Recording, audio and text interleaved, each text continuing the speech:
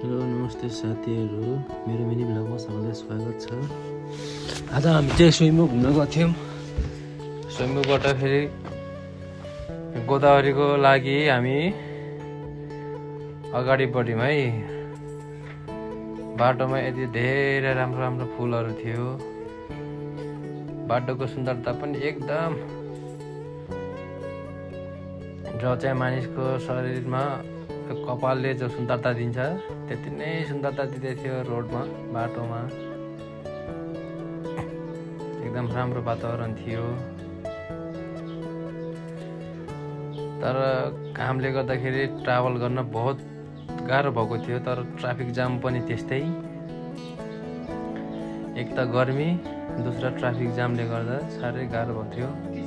तर केही छैन, हामी गोदावरीको त्यो जङ्गलतिर चिसो हावा खानको लागि गएको थियौँ। तर जति नै गर्मी र थकाइ भएको थियो यात्रा गर्ने बेलामा, सबै सन्तुष्टि आराम हल्का भयो।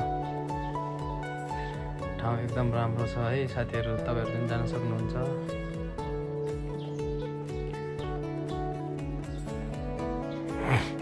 बहुत राम्रो छ है साथीहरू, जान सक्नुहुन्छ है तपाईँहरू पनि। अनि हामी तल गोदावरीको मन्दिरमा आएर यसो माछा साछा मार्यौँ,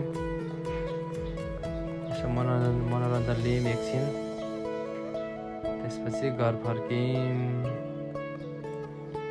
यो चाहिँ पर्यटकीय स्थल हो है साथीहरू।